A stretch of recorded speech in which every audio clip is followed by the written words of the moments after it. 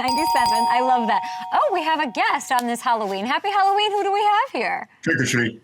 Who could that be? It sounds like such a lovely voice. Let's welcome in Mike Singletary. Ooh. Good morning to you. How are you? I am well. How are you? Amazing. You two met each other on the field once or twice or 6 times. A few times. Yes. John's over here saying, John Randle's reliving a memory lane and saying that he wishes he wasn't so tough on the field, that he wasn't so talkative. What do you think about that, Singletary? You know what? I heard some of it, some of the interview, but I think John did whatever he needed to do in order to be ready to go and play at the level that he was able to play at. Thank you. Yeah. We comes from this. Mike. That means a lot. Yeah. What do you think of the taunting rule, Mike? I'd love for you guys to just, how are you feeling about this NFL season? We got corners taunting fans. We got quarterbacks tapping out. What do you think? You know, I just think that it is a different game. It really is. It's a different game. The thought process is different. The fan is different. The players are different. It is a different game, and the officiating is definitely different.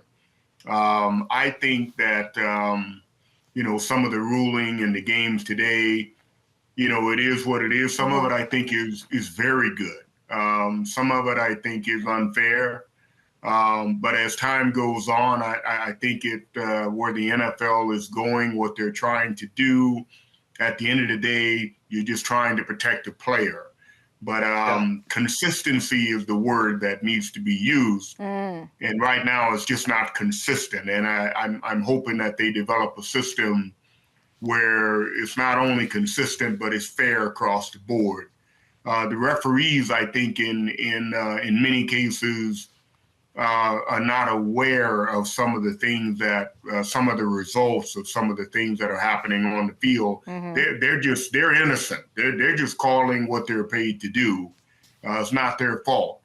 Some of us just need to have a better understanding of the result of what we're calling. But it is what it is. John? Well, I agree with Mike. I mean, the game is safer. We're trying to protect the players.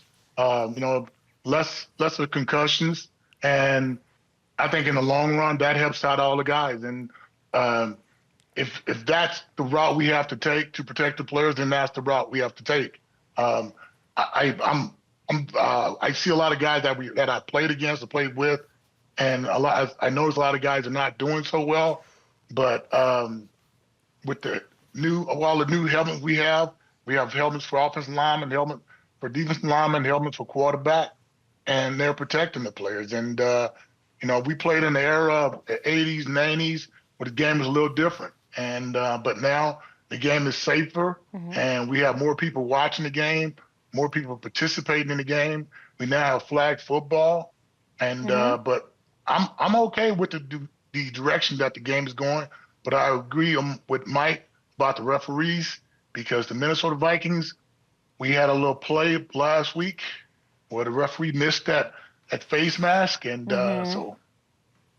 I think the word unfair, like we just want it to be fair and consistent, sounds right. We're gonna take a short break. Gentlemen, do not log off the Zoom yet. I have to ask you one question before you go. We'll be back with Coach Singletary after this on the Halloween of an Adams.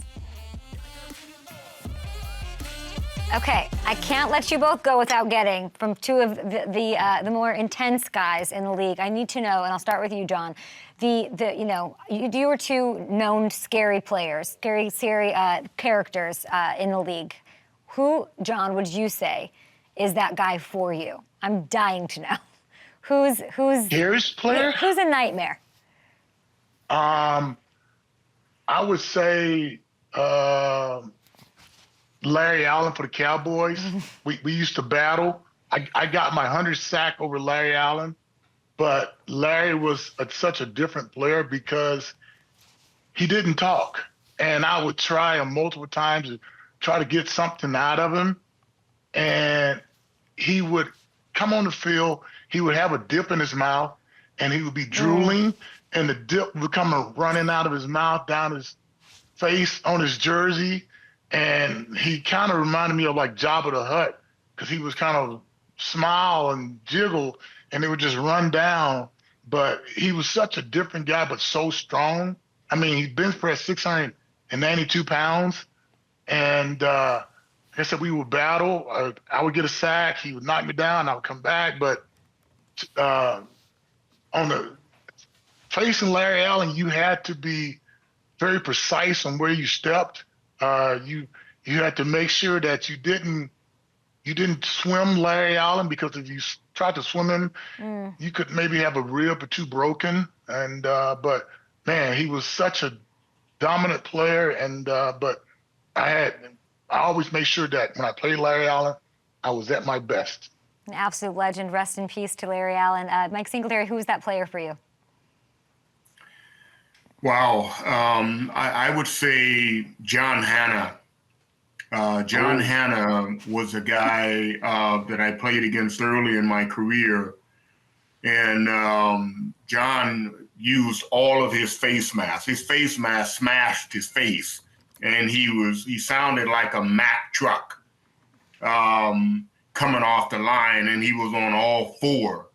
And when I first came into the league, the first 2 or 3 years that I came into the league, it was still a predominantly run-first league. And so John Hanna was on all four, and he was coming at you every play. There was no ducking or dodging. You had to be ready, take it on, and let's go.